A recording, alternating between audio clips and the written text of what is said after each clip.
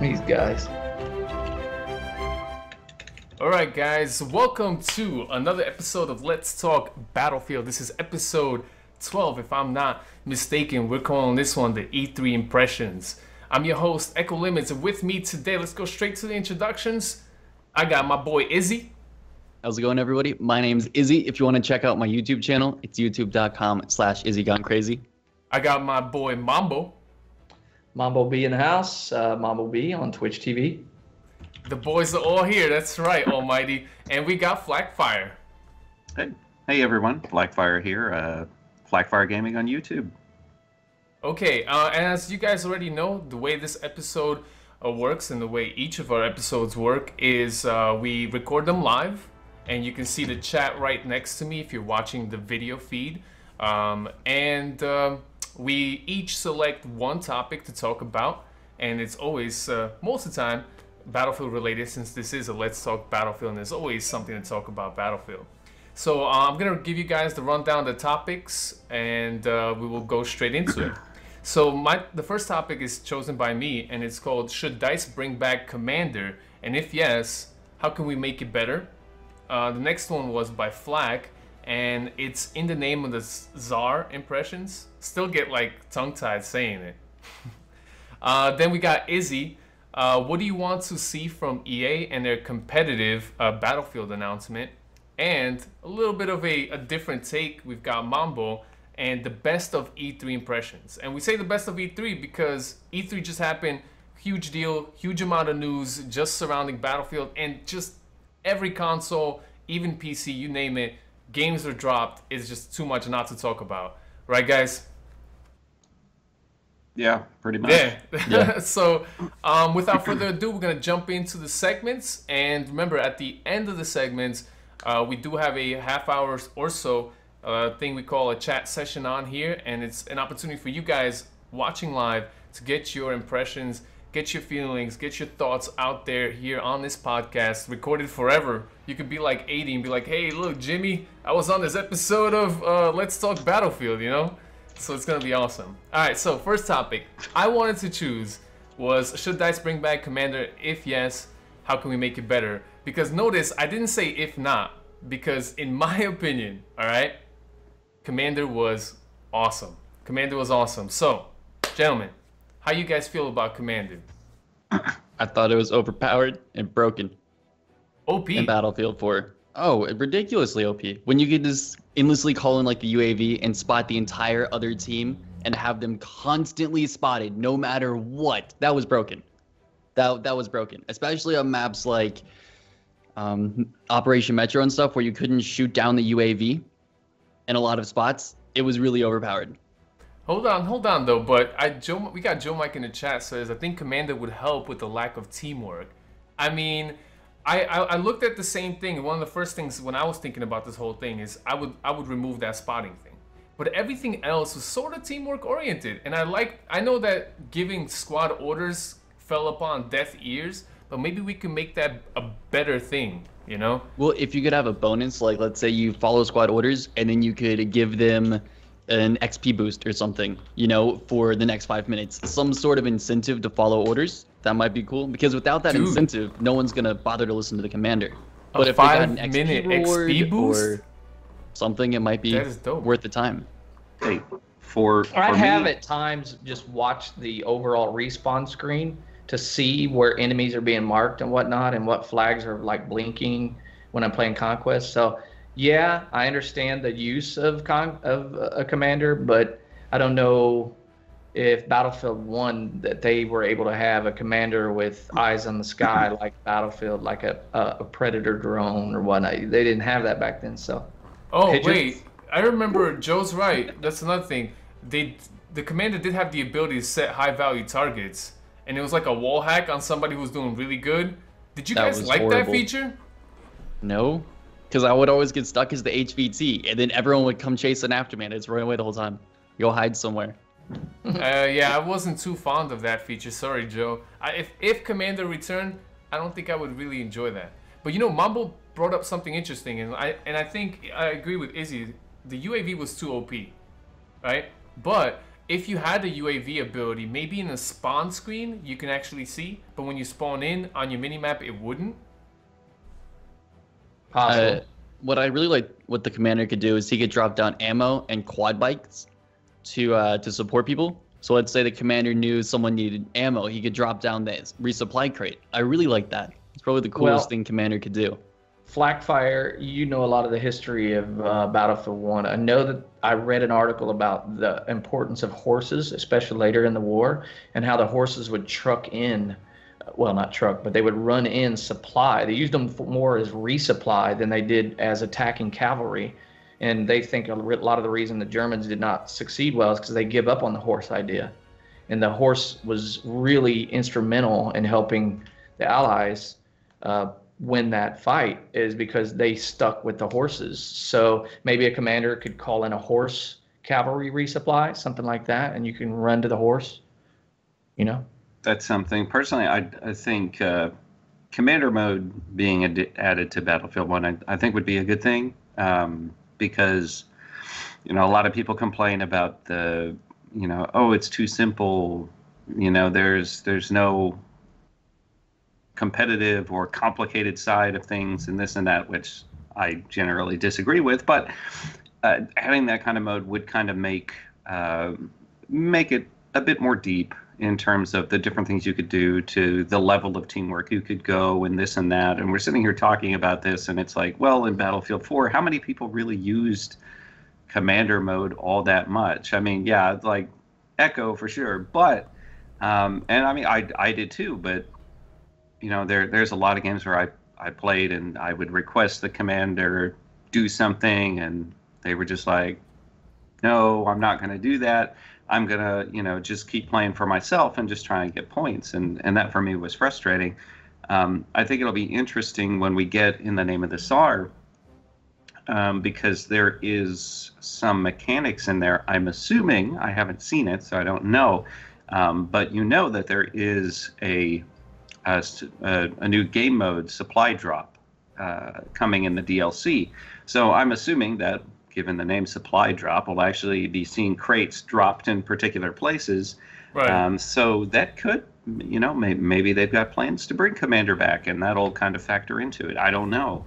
See, to me, what made Commander great, literally what made Commander great, was the fact that I could play on my iPad. I played on my iPad. Yo, it was dope, man. And when Star Wars Battlefront came out, they also had an iPad app, and I played it, and I was like, this sucks. You know, I didn't like the Star Wars Battlefront one, and after that they dropped the whole like an iPad app along with the game. So number one, that made it great. The second thing I really enjoyed about Commander was the fact that you can put on those headphones from iPhone, Apple, whatever, AirPods, whatever you call them these days, and literally chat with people who are playing on a PlayStation. Right. So I would go through the squads and be like, hey guys, your commander here, you know? And then some people through game chat would actually talk. And it is like Joe Mike said, like some of these things that Commander does could actually promote team play, because not enough people use game chat to begin with in Battlefield. You know? I will say I did like what Hardline did kind of with Commander mode. That one you didn't have to be on a tablet, right? You could do it in game. Well, you couldn't be on a tablet, right? Yeah, it was something like that. But the point was it was in game, and I really appreciated that because, you know, as with the regular Commander mode, if I wasn't looking for a super competitive experience, you know, at that time, or I just had a few minutes or something, I really appreciated the ability to just kind of hop on there and be like, oh, I don't have to worry about, you know, being killed by somebody. I'm just not in the mood today, but let me help back up my teammates by, and in Hardline it was hacking cameras or, you know, hacking, well, fire suppression units or electrical grids or whatever. And you could actually kill people in the game that way, but it was still something that was nice to be able to sit down and just kind of have the Battlefield light experience if you didn't want to get into it. So no, I definitely appreciated it, man. It'd be cool if they could work it back into Battlefield 1 at the same point. I think there are other things that maybe require a little bit more attention than trying to bring that experience into it. So, like, when we're talking about drops and stuff, I mean, wouldn't it be cool if the commander would do something like, oh, give a team an elite drop? Yeah, that would be really cool, and I kind of think that's what's going to happen with supply drop in And general. you can pick up elites in there? I'm reasonably sure if I go and while you guys talk, I'm gonna find the bit on the Battlefield website about it. Oh, okay. But, yeah. But Mambo, did you play a lot of Commander or just a little bit? I played. I think I got max rank in my commander, so yeah, I played it a little bit enough to know the ins and outs. And I did talk to people that when I was on my iPad that were playing in the game, and I even talked when I went on a vacation. I remember vividly. I went on This a guy's vacation. playing Battlefield on his vacation, man. True fan. I went on vacation, and I knew the guys that were in my platoon were playing, and I logged in and talked to them. They were like, "Whoa, Mambo's in here!" They're like, "Dude." That is dope. Yeah, so I couldn't play because I didn't bring my console with me, but I had my tablet. I was like, "Dude, I'm here." They're like, "Well, send us. We need UAVs. We need." I'm like, "Well, all right. What else do you need? Where are you going to go next?" So I kind of talked to them to try to figure out where they were going to go next. Then I'd give them support ahead of time. Like, oh, you're going to go to the Sea Flag next on top of freaking Siege of Shanghai. I'm going to give you a freaking UAV up there. So, Yeah. And stuff like that. There's a lot to like about Commander, and that's one of the things that you can do that and you can play when you're not by your console. Like, I feel like if they implement Commander in the next Battlefield, because I don't know if that's coming for Battlefield 1. I'd be surprised. They have surprised me. Like, for instance, I mean, bringing front lines to vanilla maps, that surprised the heck out of me, you know? But I don't see it happening. You never know. They might surprise me on that. But I would hope that they have an iPad app to go with it. Because if they do the routes of Commander within just the application itself, I mean, if you're sitting down with your controller in your hand, you might as well just play, right? Right. Yeah, the bit on the Battlefield website for supply drop says join a fast-paced fight for supplies on the Eastern Front as planes airdrop everything needed to outgun and outscore your opponents, and that's all it says. But it sounds like elite kits to me. Everything you need to Outgun and outscore. Yeah, that means That there's is some weapons. That is interesting. Yeah. There has to be something to pick up at these supply drops. I mean, right? So you might get, I guess, flavors of Commander in Battlefield 1. In some ways, anyway. Right. That's cool.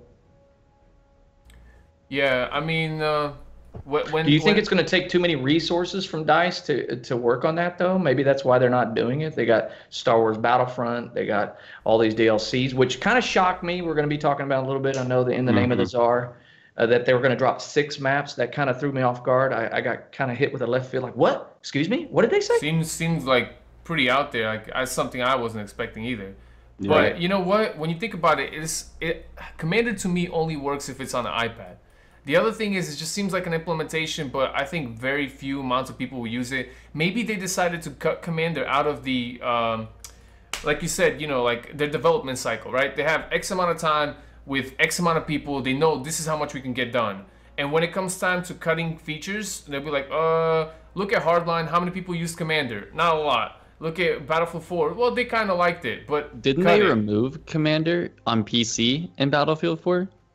They removed Commander from everything. Even the iPad app stopped working, even though you can still sign on to Battlefield 4 and you can play it. But the iPad app won't let you play Commander.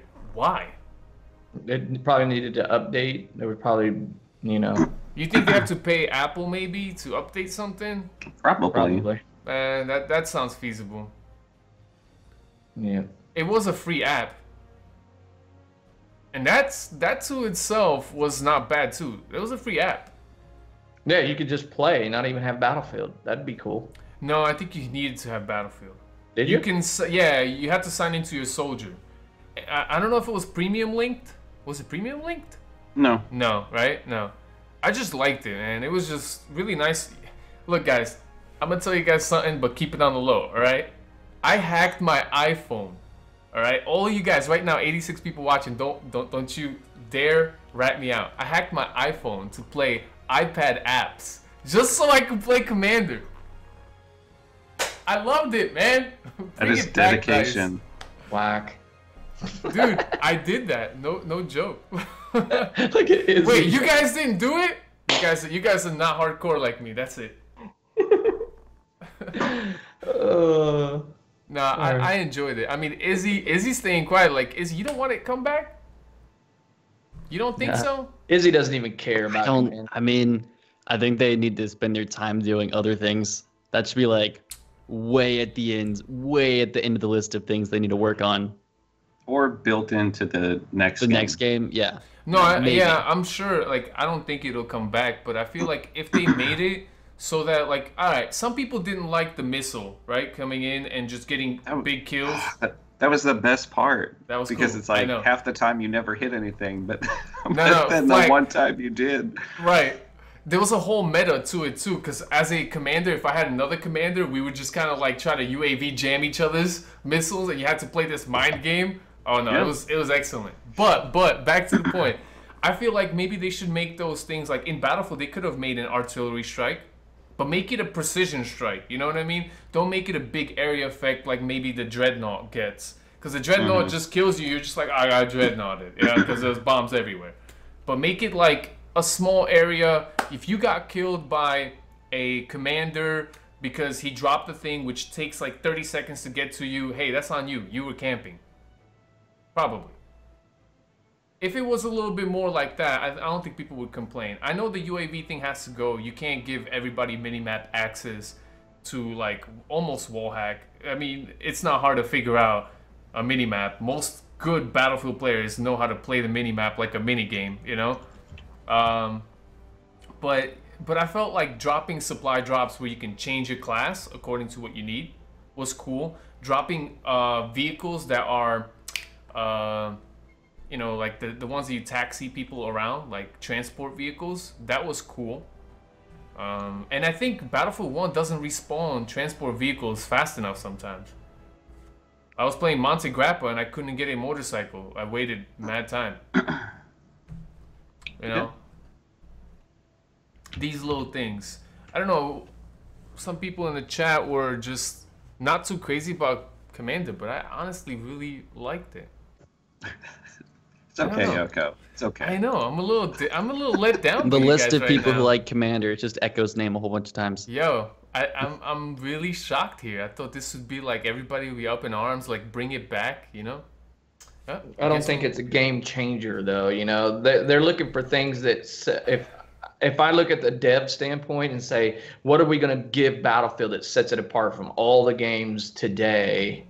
They look for fluid movement and solid shooting, you know, boots on the ground. When they created Battlefield 1, I think, and originality, you know, Flak puts all that history stuff out there, and they're pretty good at hitting on the point with some of their items. But I don't know. I don't think it's one of those things that's going to set it apart from other shooters. You know what though? It's not the game changer. I'm not very old school, so I know Battlefield 2 had a commander, but it was totally different. It was somebody who could be on the field. So if they came back with a commander, would that be something that's interesting to you guys? Like a person that's on the field who has special abilities above others? I say yes. I think that could be really cool. If they give us a cavalry superiority mode, yeah, he could be the guy that's charge and stays in the back. But maybe you give him a pistol, so he can't be OP. Like, he can't just do all these things. In Battlefield 2, he only had, like, a secondary, maybe an SMG. Something not super powerful. Like just the guys in Battlefront 2, like the support people in Battlefront 2, those heroes that are the support heroes that kind of sit back, you know? They don't have all the weapons. Oh, yeah, the officer. That's one of the Battlefront 2 reveals. Yeah, they should bring officers, something like that. How would that work? In Battlefield 1, say they went to implement in Battlefield 1, would that be a whole new class, and would there be restriction to like one per team? Yeah, could be. Yeah, but there would have to be a way to like kick them out of that position if they really sucked. Yeah, there have to be a like voting. a vote. I mean, we got squad leaders.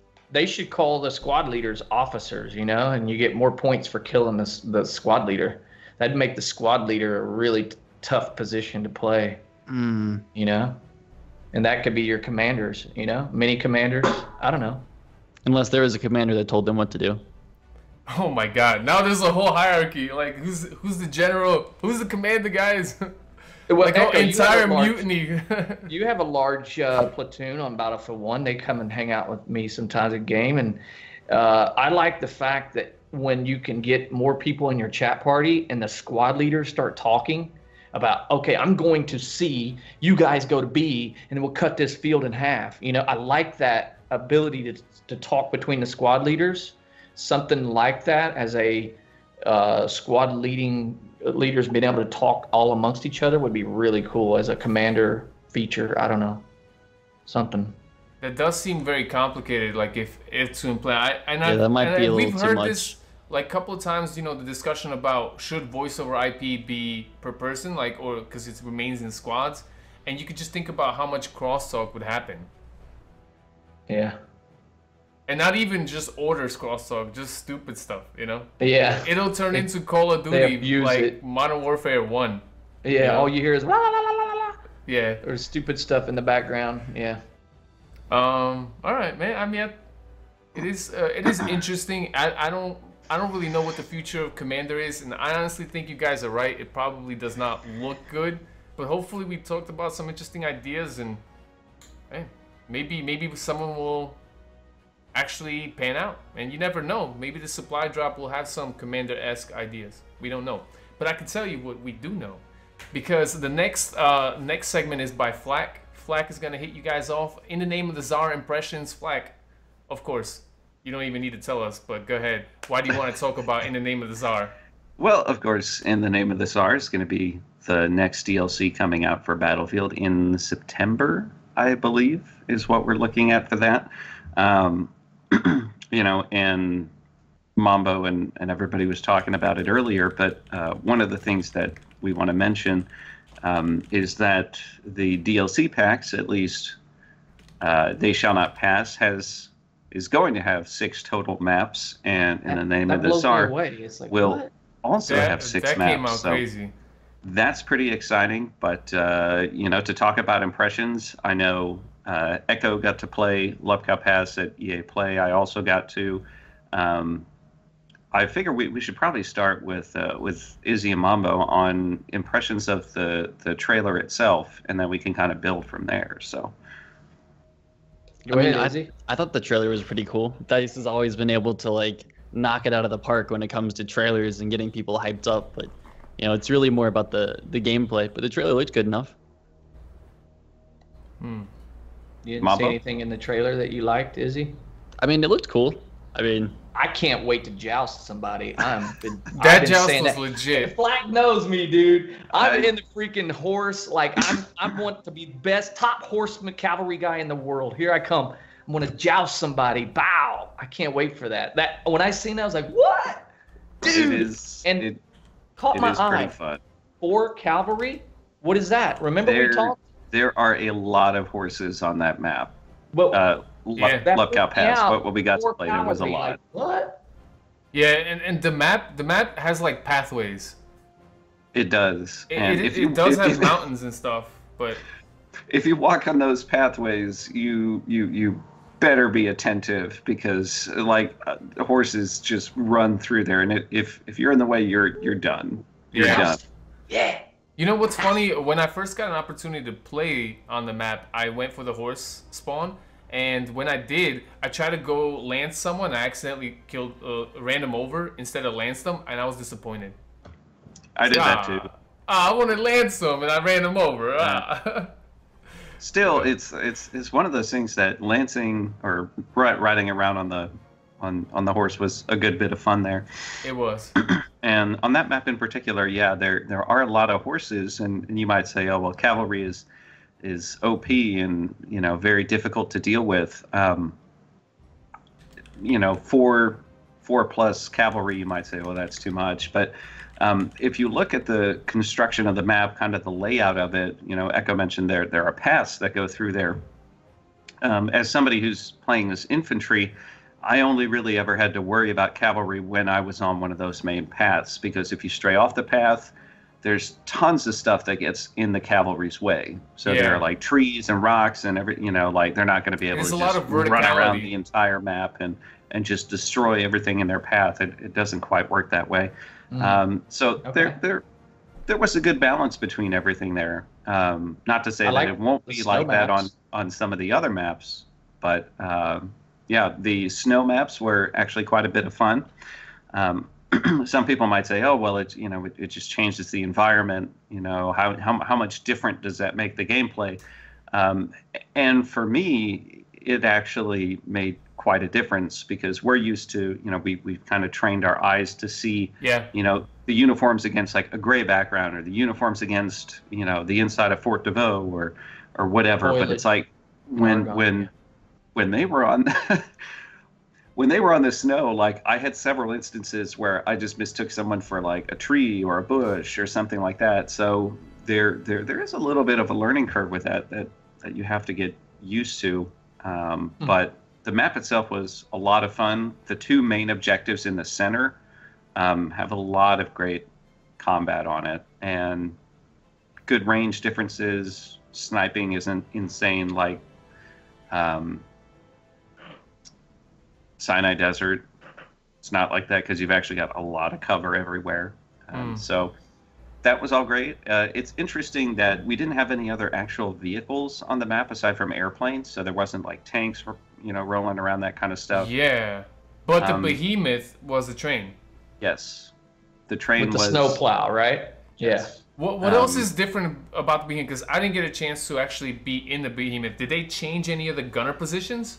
Not that I know of. I was only on the butt gun and the driver during the little play test that we got to do. But unlike some of the other maps, like Amiens, for example, where the train just goes and it's already in this little valley and it's really like its effectiveness is really limited. You don't get that on this map. So most of the positions can be pretty useful. At the same point, the people attacking the train trying to counter it have plenty of cover that they can hide behind. So it's a good matchup between everything. And I had a lot of fun playing as the driver, where I dropped a giant shell on top of White Boy 7th Street on the top of a mountain while he was an elite and flung him like 30 feet in the air. It was great. But that's funny. I had a lot of fun with the map. It was great. The new weapons are pretty fantastic. I was impressed by them. The weapon variety, and even in the announcement, one of the things that was impressive was the fact that the 6 maps, right? I'm with you, Mambo. 11 weapons, right? Yeah, but there was a lot of weapons announced, and they're apparently not even counting the knives. The actual weapons. 11 weapons does not include the melees. Yeah, Izzy. So that's exciting stuff. We already know what like 5 of them are, right? Well, I got a chance to play with 5, and I think I played the same build as you did, Flag. Yeah. There was a shotgun with double barrel shotgun, two rounds at the same time. 1900 shotgun. That was for the assault class. We had somebody before the chat started said, "Hey, can you name the different guns and which classes that they're?" So let's list them down. So we had that double barrel shotgun. It also had a slug version and a regular buckshot, I believe, right? Yes. And you could put a bayonet on it. I don't know if that was an error or not. I did not try that. Double barrel shotgun. Oh, I know you like that. I was Flag is so happy. But there's that for the medic class. They had the Federer Optimat, which is an automatic, fully automatic medic weapon, which had considerable recoil. How did you feel about the recoil? Considerable recoil. I loved it because it was very much geared towards up-close players. So I felt like I was playing as a medic with an assault weapon, which is going to make that class a lot more attractive to me. But the fact that it had select fire between single fire and fully automatic was also really nice. Yeah, there's a few fully automatic medic weapons, but they still don't fire that quickly. I felt like this one fired a lot quicker than the ones before it. Yes. When you try out it does, but that recoil is like Oh yeah. it's And, all and, over and the what's place. considerable, I wrote this down when we were talking about, so I don't forget to tell you guys, because I know this is something you guys want to know, is the recoil was a lot side to side, and that's very hard to manage on a console. Side to side recoil is tremendously hard. I can manage up recoil, but not side to side. You can't predict that. It's something I feel like for the amount of lead that you're able to spew out with that gun, it's like it's got to have a trade-off in its recoil, and I'm fine with that. Me too. As like I said, most of the time I play assault. For the support class, it was the M1417 light machine gun, and that gun was pretty cool. With a bipod, that thing was like a laser beam. Really? And I didn't buy the reload on it was really cool because it's got Where's like the clip at on it? Is the magazine clip to a the side. barrel? Is it a barrel mag? It's a drum mag. Drum mag. That's what I'm talking about. Yeah. So it's off to the side, and it's cool when he reloads it because he like spins it. So it's like I a didn't fidget see spinner that. built into the game. It was pretty neat. Where's Oh, mine? Fidget spinners. I And only have then- this collapsible system. Then the scout class had the Moise Nagant, and so that was From those 4 guns, all right, I would look to see how different they feel. I mean, the double barrel shotgun was so interesting because you can shoot so quickly successively, and yeah, the recoil would go up real fast, and you only get 2 shots, but you can pump that shotgun so fast, it's crazy. Obviously, the reload is long. I went 51-0 a couple weeks ago with the Tank Hunter kit, double barrel shotgun, the shorty, boom. Yeah. That thing wrecks, bro. It's fun. It was fun. Now, I didn't try the slug. Flak, did you try the slug version of that?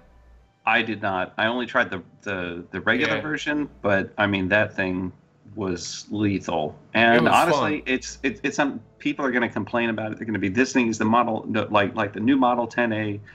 This gun sucks. Battlefield sucks. It's for noobs. Sucks. You know, because that's always what they do. But it's like you have to take into account that it's like you get 2 shots, and once you're done with those, you need to reload, massive and that reload, takes time.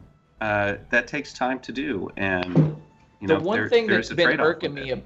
the one thing about the double barrel that's been irking me in the Tank Hunter, if you're a smart player, you only shoot 1 shot at a time, and you wait to see if you kill the other person. There's been times when I've shot 1 bullet, killed the guy, and said, okay, I'm going to go to my next target. Let me reload. And he throws both shells out.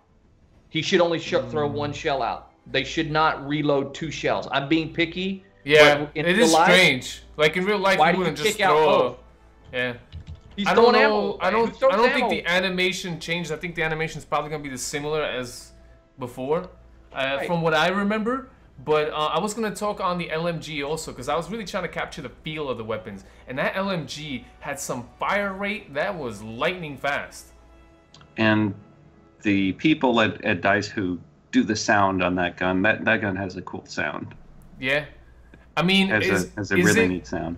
I mean, we'll probably get the Synthic and all these people that make the statistics for it. But from your impression, Flack, since you fired the gun as well, the LMG, did you also get a sense like it's like the fastest firing LMG? I wouldn't say it's the fastest firing LMG. It seems really on par with like the bar. Yeah, kind of in that category. Maybe a little bit slower, but it was something that when you're firing it from the hip, it's not super accurate. No, Even it aiming wasn't. down the sights, it's not super accurate. So it's something that if you go prone, that's really where that weapon rewards you. Okay. And But it fired faster than I thought it would. From I what definitely it looked like. noticed more recoil in the Shosha LMG, and then when you lay down, it's the highest damaging LMG. You know, when it hits you twice, you're like dead. But it's like, yeah, they're forcing a little bit more recoil. I mean, I know we've been talking a lot about recoil lately, and how it makes you play more competitively. It seems. Yeah. It makes you work on your skill rather than just running around, running and gunning. Recoil is very funny in this game, specifically when it comes to support, is in the fact that recoil reduces over the length of time that you keep spraying. You know, that's like the first time they've ever done something like this, and in real life, that's not how it would be, possibly. No, your arms get tired. You get numb. You can't hang on to things, so it doesn't make sense. Depending on fully automatic, it might, like if you're using I don't know, like a fast-fire SMG with a huge drum magazine, that initial recoil is going to come up, but then you can bring it back down and hold it steady for a while. Because now you know what to expect out of it. Yeah, that initial recoil when you first pull the trigger is going to make it jump, and then you can get it back on target and hold it steady. So it kind of makes sense, but they did it in a slightly unrealistic way. Well, they wanted to make it different. It's interesting to look at in the name of the Tsar and They Shall Not Pass in terms of the weapons that we got for that, and see, you know, the really significant differences between the two. That I was pretty impressed by, because you just got these real, like, kind of slow firing weapons for most of the classes. Oh yeah, you got the Shosha and the RSC. Even the ribeye roll is pretty slow for an SMG. And then it's like polar opposite with in the name of the Tsar, like everything except for the shotgun is just like even the shotgun fires fast. There. Like the successive shots, it's like the Model 10, but except you can shoot twice so quickly. So I did feel the same thing, and I don't know, the only lackluster weapon I didn't feel like was any different was the sniper rifle. It just felt like, it's a sniper rifle. Yeah, and that's kind of how it is. We got Almighty Ben in the chat says, tell about the Russian Scout class, and so.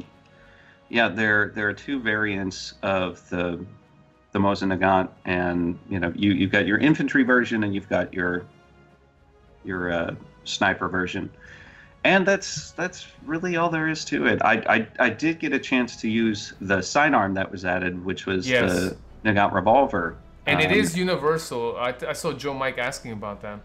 Yeah, and that was a fun gun to use. You know? I felt like it was faster than other revolvers too. That seems like to be like a theme here. Fast-firing weapons. But the reload on that pistol is so long, because you have to, like, for the reload animation, you actually go and push the shells out and put the new shells in, and the Bulldog, and do that I use that revolver a lot. It does that same animation and it shoots fast. The Bulldog revolver, you can pop it fast. So it's gonna be one of those. I never reloaded it. I think I just pulled it up once or twice to shoot some guy. I was like, ooh, this fires fast. Yeah, try the Bulldog revolver if you haven't, chat. You guys will be, I'm blown away by that thing. And it's a heavy hitter too. It is. Yes, but I burned through my 7 bullets rounds fast. in it. So the other thing is like we talked about the map and the pathways and everything else, the behemoth on the map. There was like a big bridge, kind of like out of wood. And that's where the train kind of goes on. And I felt a little strange by that, because, you know, you feel like I'm playing Assault, I'll go throw dynamite at the bridge and it's going to blow up, right? But obviously it's not. So it was like one of those moments where in Battlefield, you always look at things that are destructible ever since like Battlefield 4. And you're like, I could destroy that. But you really can't, because technically the behemoth has to use it. So that's a little weird limitation. But aside from that, like I hit the snow and I was just like in Wonderland. I mean, it was maybe they're going to bring it. Maybe they're going to bring the ability to blow it up. They have it in They Shall Not Pass. The bridge blows up in Soissons. It would be cool if you could take out the bridge and then repair it. If you have the behemoth coming in, like your engineers would have to go over there and repair the bridge so the train could go across. Otherwise, it's going to crash. Did you guys like that addition to Battlefield 4? What was that map called that repaired bridges? Dragon Pass? Yeah. It was like a remake from Battlefield 2. And I don't know, it was just a very weird thing that some guy could go like this and the bridge puts itself back together. It seemed like very disconnected. It's something I think that, you know, the bridge is always going to be there. It would take too much to go in and change it. And I know we talk about blowing up the bridge on Rupture, but... Rupture, that's right. Yeah, it doesn't, you know, the behemoth doesn't have to use it, right? It's not on rails, and... You know, then you have to work all that in there, and it'd probably be pretty crazy. But I really enjoyed the Lupka Pass map, and I really, really liked that medic weapon. And I'm excited to show you guys commentary and footage whenever they actually let me post that, because there was a kill streak that I went on with that medic weapon where. Within like 20 seconds, I killed like 12 people. Wow! I gotta see this. The one thing I seen Flak kill Darkness a couple times. They were spectating Darkness on Novell Nights. Did you guys get to play Priest to Hure, whatever it's called? We did not. We only got to play Nivelle Knights, and there were a couple changes to that from what there was on the CTE. I haven't even played that map yet, even though it's been on CTE. It was a fun map. It definitely seemed darker now that I think of it, because before it was super light. You couldn't really hide in the shadows or anything, and now you're able to. So yeah, I had but some you fun can't with just that. turn up your gamma. I guess you could, but then everything else gets, kind of grayed out. Washed You can still out, hide yeah. in the grays, yeah. So I mean, there's that, but we had a good bit of fun with it. They changed on, I think it's called Dead Steel. One of the capture points there was a big Saint-Chamond tank, and they changed it to a Char 2C. Oh, really? So Char 2C's coming back in another thing? Well, it's like a destroyed Char 2C. It's just an interesting environmental piece. It's a prop. out there. But yeah, but because changed if they came in and took a DLC behemoth and put in a non-DLC kind of map, even though it's gonna be for premium, right? If it's for premium, then it does not blow my mind. But it really blew my mind when they took DLC content and brought it to vanilla. That's pretty crazy. But you know what? I didn't get a chance to say. The last thing I wanted to kind of mention, throw out there, is that the whole map, the map that I played on the Russian DLC, was so authentic. I was just like, whoa, this is like in the middle of that forest in Russia. I guarantee the player models looked great. They looked phenomenal. They was very authentic looking. Even the player model for the horse rider was very interesting. He had the hat and everything else. It was really, really authentic. And one of the things I still say to this day that Battlefield gets right, the feel of the game, the feel of the era is very, very much present in their DLCs, in their content that they're putting out. And I really, really enjoyed that.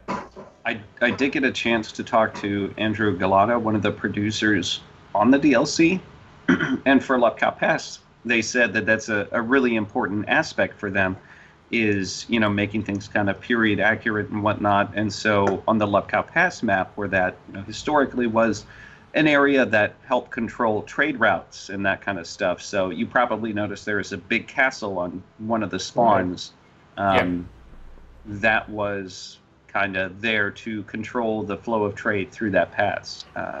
So that's pretty neat that they went and actually dug that deep and said, oh, okay, this was a thing. We're going to integrate this into the map design. Of course, it's not going to be 100% historically accurate, but it is at least a compelling piece of set design there for the map. We got Almighty Ben saying something very interesting. Nivelle Knights and Priesthood Tsar are part of the French DLC to complete the whole 6-map saga, and then that's why Russians are getting 6 maps, possibly? I think what that is kind of hinting at is that Battlefield is going to make their DLCs a bit bigger, trying to add value to premium, but also trying to make up for the fact that we're probably not going to get a Battlefield game in 2017, obviously. So they want to have good content available and a lot of it to help push it to the next game's release or announcement, whenever that's going to be. Hey man, I'm all game for that, and hopefully the servers stay populated. That's the most important thing, right? Right. And there's a lot of people saying, well, premium still isn't worth that much. There'll be a lot of stuff that we hear around Gamescom regarding Battlefield 1's progression systems, because my understanding is they're doing basically like an overhaul of that progression system. So there'll be a lot more things to do and to shoot for and that kind of stuff to keep you engaged. I think that'll be a big part of the September update when we get the Russian DLC. Ooh, that's exciting. That's exciting. All right, guys, I think we need to transition over to the next topic. This one ran a little longer, but nonetheless, I mean, In the Name of the Tsar is going to be a huge DLC, and we saw quite a lot of stuff that maybe you'd like to hear about. So definitely all those 5 weapons that I've got to try out. Did you get to try out any melees before we jump over to the next thing? Because I didn't. I didn't try any melees. I mean, that was I part played of their. Conquest. That was part of their. Did you play any other game modes? No, right? We just played Conquest. Same here.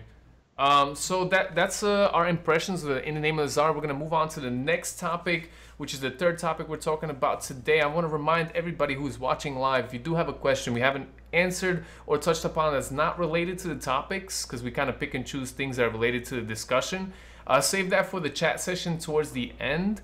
If you're watching recorded, of course, you could just email us, you know, and I'll tell you what the email is in a minute. So the next topic, Izzy, what do you want to see from EA and their competitive Battlefield announcement? So Izzy, why do you bring that topic to our attention? All right, so from the start of Battlefield 1, and for years in Battlefield, I've really been pushing for them to be more competitive, and I've really been watching, you know, the development of the game and how it could fit into esports and competitive stuff. And at EA Play this year, they announced they're going to have an announcement about competitive Battlefield, right? They're going to have something to tell us, which is great, except I really hope they're not adding a competitive mode into Battlefield 1. I think it's way too late into Battlefield 1's life cycle for them to go and add in competitive modes or competitive features or try to build an esports scene around the game. By the time it actually releases, I think the player base is going to be all but gone, even with the DLC coming out. And I don't want them to put all this time and effort into competitive only to have it fail and then they go, look, no one played it in Battlefield 1. Why should we put it in the next Battlefield game? So hopefully they'll announce they're developing a Battlefield game for competitive, or the next Battlefield game will have a heavy emphasis on competitive play in esports, because I just don't think it's going to work if they put it in Battlefield 1. But I'm super excited, you know, for the future of Battlefield and competitive, but I just don't think it's going to happen in 1. What do you guys think? I mean, I was going to say, I agree with you at the most part. I mean, like, I don't know what the implementation would be of competitive into Battlefield 1, and it would have been better to have it, you know, straight through the gate. Just, here's some competitive. But my thoughts on the whole competitive thing is that there needs to be a game mode set to it, you know? And my biggest comment on the competitive scene is, I hope that DICE and EA, and hopefully they're watching this, because there's 80%. I just looked up today, you know, the 18th of whatever, June, right? I just looked it up today, and it's 80% of the players that are playing right now are console players. And in my opinion, if you do not set up competitive with the console crowd, you're going to miss out on 80% of viewership. Because ultimately, I don't know how a console person would want to would they really enjoy, I don't know, ESL live stream of PC players? It's that thing when they're playing a platform you don't get to play, are you really going to watch? I don't know. I play a lot of Siege, and I watch the Siege Pro League. They play on PC. Yeah, but I also watch a console. And I don't play it on PC. PUBG is neat, but no, I do agree with you. I just don't want them to forget the console crowd, you know, like especially since we're like 90% of the player base, 99. I literally did the numbers, 80. It was 80. I did the numbers today. Yeah.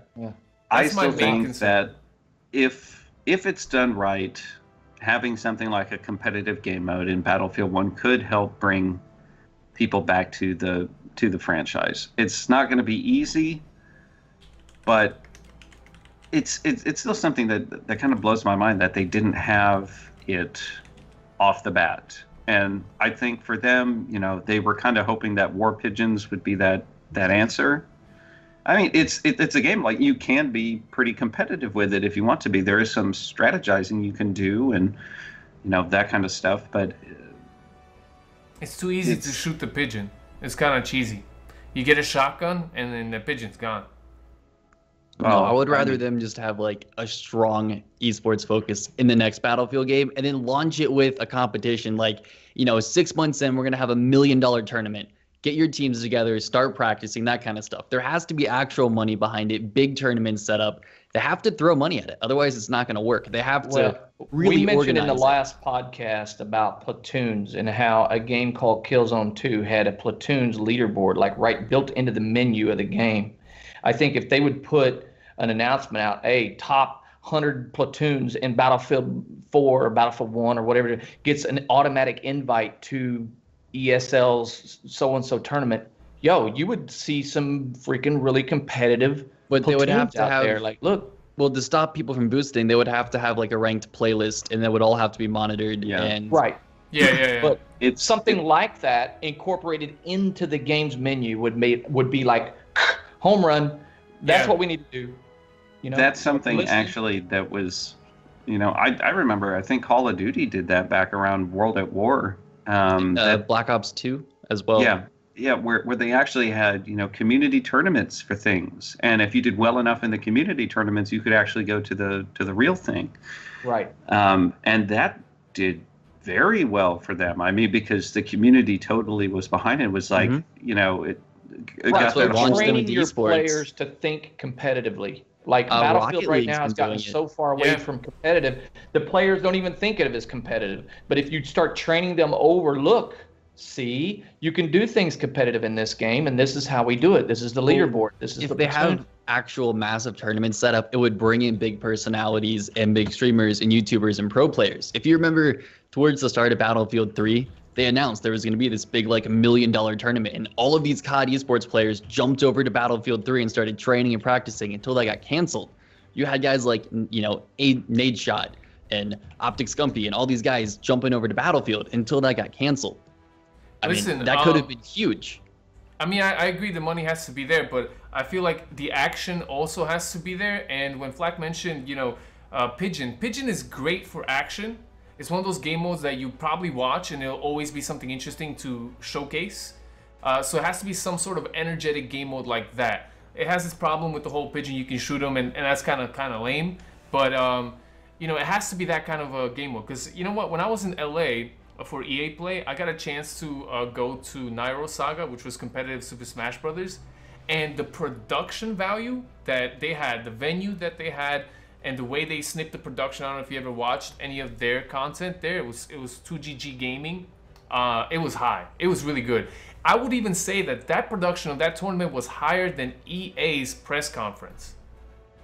In that aspect, like, sure, they didn't have the 3 monitors and everything else, but the way they stitched it together, the way they had instant replays and things like that, I mean, that was real high value. And until EA gets some sort of team to do a good production value together, that's also going to impact competitive, because you can't just, I mean, look, things happen and I understand, but you shouldn't have big faux pas like, hey guys, look, it's Battlefield, and all of a sudden you got NBA Jam on the board, you know? Did you guys see that EA press conference? That was a bit bizarre. And then even the guy who was talking, like, he's the shoutcaster, he was just like, oh, we got a little basketball up there, oh, back to Battlefield, you know? And look, I'm not gonna go on Jesse, what's his name? Jesse Willens. I'm not gonna stomp on his name, because obviously it's great pressure, and even though if you're a content creator, YouTuber, Twitch streamer, even if you put me in front of that thing, I'd be nervous as heck, you know? No, his teleprompter cut out. That's what happened to him. Yeah, well, that sucks for him. And then on top of that, you know, those are things that happen. But I'm talking about production value, not the people, because people get nervous. People make mistakes. But when you have people behind the scenes panning the wrong game footage, that suffers on production value, you know? And even I remember watching, like, BF1, when they did the BF1, or they did Star Wars Battlefront, they showed the footage, and there was a lot of footage of showing, like, not the greatest gameplay that they could be showing. There probably is something more exciting to show, and they're focusing on someone's gameplay that it seems just like, I don't know, why are we focusing on this guy's gameplay right now when he's just spawning in? I don't know. You know, these little cuts, I would want to see in a good competitive thing, not only put, you know, actual money into it, not only, like Mambo said, you know, bring it into the whole game itself, you need to have production value. And Flak, you know about production. If it's not there, your end result is gonna. Yeah, and you know, it's something.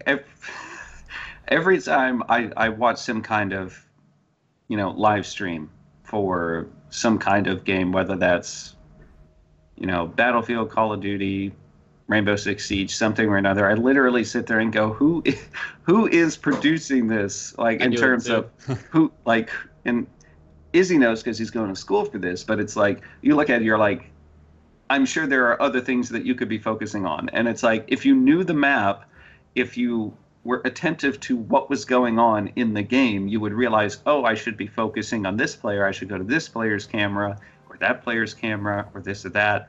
But it's like half the time you watch a thing and it's like, I just saw somebody run for 30 seconds and didn't shoot anybody. Why did the camera linger on them that long when they were, you know, way far away from the action? and they should be a little bit closer. And part of that, is me looking at it in retrospect, and it's probably not that easy for somebody to do in the moment. But Look, it's something I'm like, it could be better. I think it could stem from, correct me if I'm wrong, I'm just making things up here, but I believe like the person in the booth that's selecting the feeds is probably not even a Battlefield player. And at that they point, were way too fast. I'm just gonna make that focus guess. on the player. I'm like, wait, he's focusing on this guy, now he's focusing on that guy. Too many change of cameras. Yeah, and it becomes like a really hard thing to shoutcast it. Justine was shoutcasting. Part of that comes down to like the spectator controls they have and what they have to work with. Yeah, but here's the thing. I think a Battlefield person, well-versed player, should be there saying, look, there's action here, and calling the cuts rather than a producer. I think a producer's cutting these things, and he just doesn't understand Battlefield as a game, as the flow of the Battlefield is. Like, the amount of hours I've put in, and all of us together put in the Battlefield, I think we would be able to stitch something together more meaningful. Well, that's why you have to have a mix. You need like a professional shoutcaster, and then you need like a pro player, and they can work together. Right. And like in tandem. Yeah, exactly. And on top of that too, like when you guys are in the pit, you were there, Flak. You were there while they were recording footage of you and playing, but there's no indicator that tells a person. Because I remember when I was in LA with the BF1 reveal, there was no indicator that said, "Hey, your footage is being shown now." Because ultimately, I know it seems kind of strange to say, but it is a showcase. So when you're playing, I'm just playing Battlefield. It's not the same. You're actually playing to show something off. So it would be good to know, like, all right, right now I'm just resupplying someone. Oh wait, the light came on. Maybe I should go out and find some action rather than just do something silly, Maybe I should turn off the cheats real quick. Switch up the invite. I don't know. Maybe look for some action rather than camp on a hill. Like, you know what I mean? The YouTuber easy button. But you guys spoke about having a new What's this game YouTuber mode. easy button? I never heard of it. A different game mode that's more competitive. What do we have in Battlefield 4 that we would go get the supply, the object, and try to deliver it? What was it called? That was obliteration. Obliteration. Now that's easier to shoutcast because then the audience is focused on one object. You're hunting the object, and then you're hunting the person that has the object. I still think Squad Rush is like the perfect competitive mode. It's pretty good. It's really good for competitive.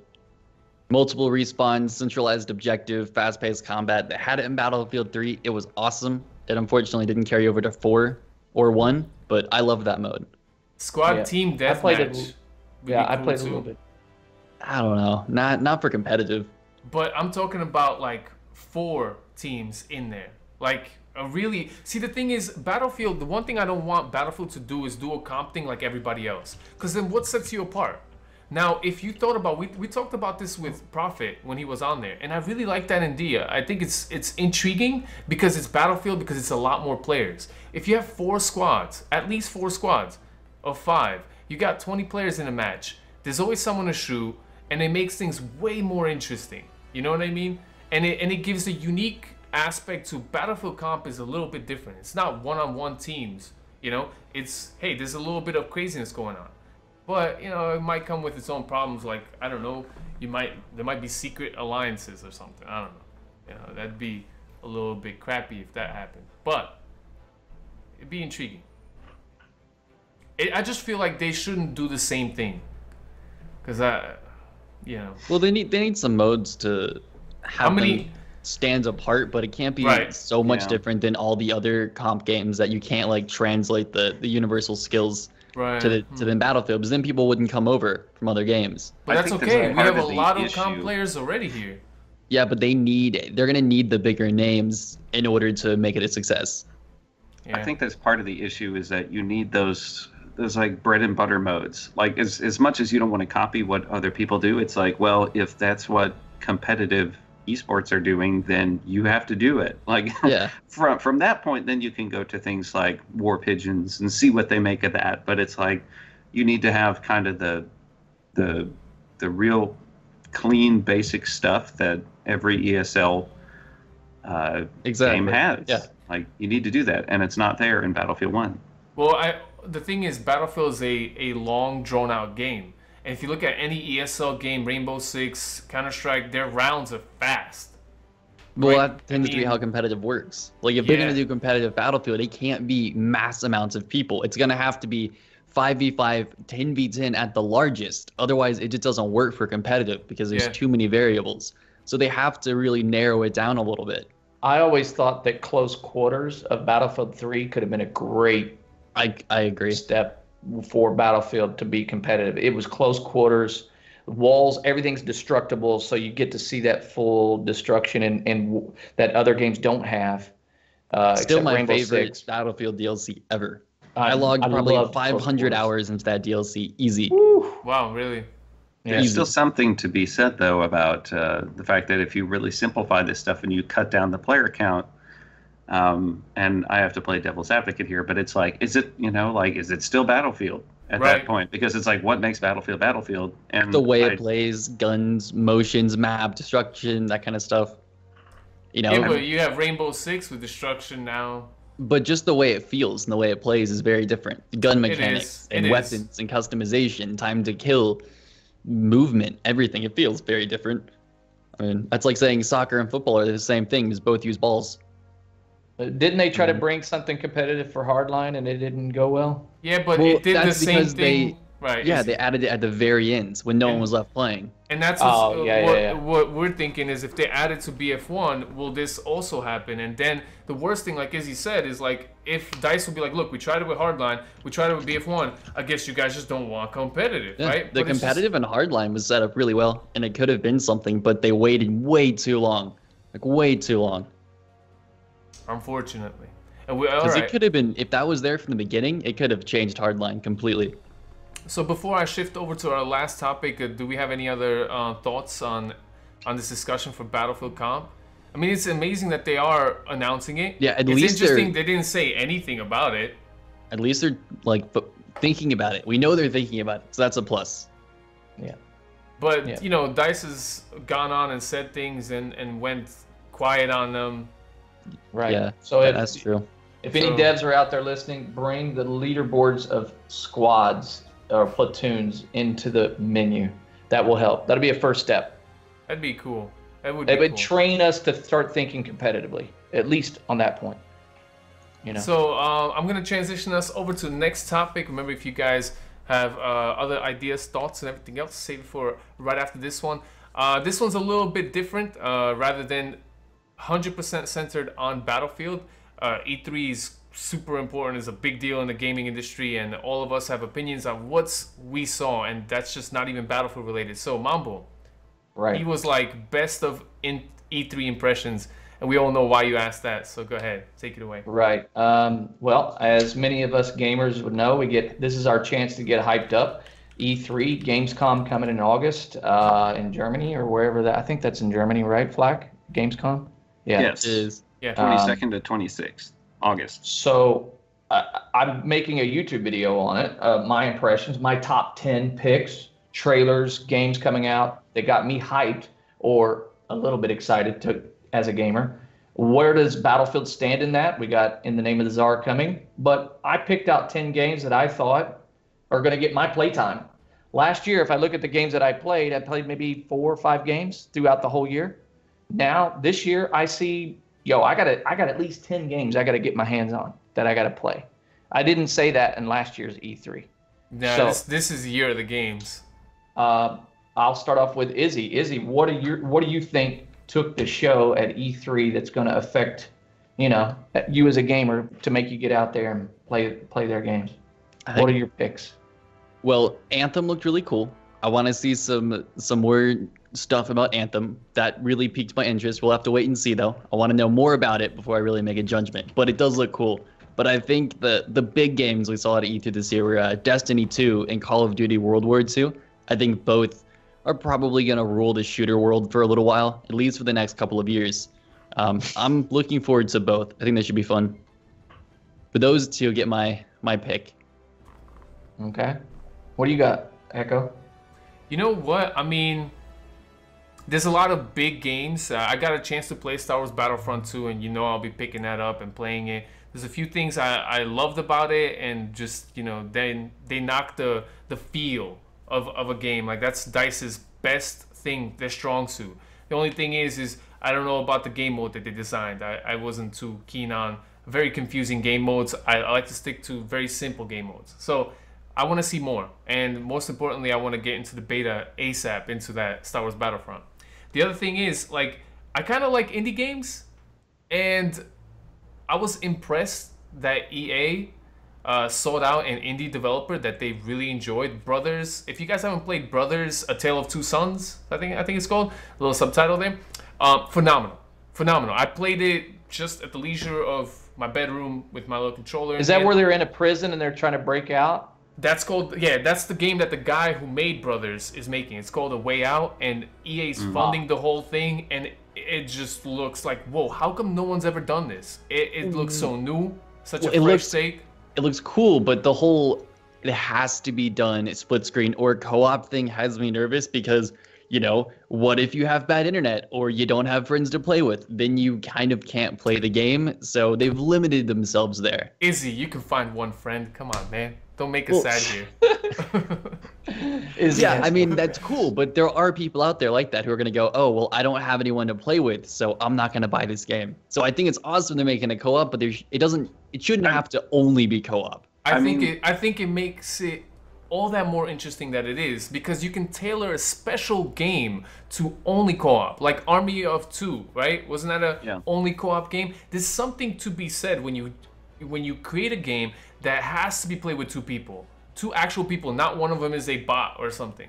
It's very intriguing, and I'm excited for that game a lot. You know, just really quick off the thing, you know, I'm just gonna say God of War. Oh, looking forward to it. The new Spider-Man, looking forward to it. Beyond Good and Evil 2. What? I mean, that announcement was crazy to me. Wolfenstein looks amazing, and that's just a few games I was like blown away with, you know? Okay. So there's gonna be a lot to play. All right, Flack, what do you got, man? I am in the boat of, I thought Wolfenstein looked fantastic. I enjoyed what Bethesda has done with it. I really like the gameplay from the previous game, and the setting and the whole storyline behind it. Definitely really, really cool. So I'm excited for the next one. I did at E3 get to play Strange Brigade, which is a third person. You put a YouTube video out, right? Yeah, cooperative adventure shooter game, you know, against zombies and other things. And it's very like kind of tongue-in-cheek Indiana Jones type of game, but it's made by the same people who did Sniper Elite and the Zombie Army trilogy. So there's a lot of carryover from those games there, but I had like half an hour hands-on with that, and that was a lot of fun. That one, and then we mentioned it before we started the podcast, but Fortnite really has my interest there, and that's kind of a game that's got some tower defense and building into it, and I love that kind of stuff. Anthem looks interesting. Destiny 2 looks interesting. I'm still in the boat of like I'd really like to like Destiny 2, but it needs to have a good story behind it, because that's what killed Destiny 1 for me. So aside from that, no idea. Okay, you know what? Flack and myself got a chance to check out Lawbreakers, and both of us were like, wait a minute, hold on. That's actually fun. I had a good time. That one was. Now, what was the premise behind Lawbreakers? Lawbreakers, kind of. If I'm gonna put it in a very fast thing, it would be like Unreal Tournament. So they move fast, and there's 0G pockets, so that's very interesting. And it's kind of like Overwatch, but except of Overwatch, with people with abilities have guns, it's people with guns have abilities. So the gunplay is more important than the abilities are. Rather than Overwatch, abilities are way more important than your gunplay. Okay, fair enough. It was a lot of fun. It was good. Yeah, we've got quite a bit of footage to show off for that. Yeah, it's first person, and it was silly fun. Like, yeah, it was a good time. Like you guys know that when it comes to playing PS4, like I hate the controller. I'm like, this is gross. I don't want to touch it. But playing Lawbreakers, I had to play it on a PS4, and I totally forgot that I was playing with a PS4 controller. Like, I was so into the game that it didn't even matter to me that I was playing on something that wasn't the same. When does Lawbreakers come out? I don't. It's got the beta coming up soon, doesn't it? Okay. Yeah. So there's going to be a lot of betas coming out, right? We got Destiny beta, we got Call of Duty beta.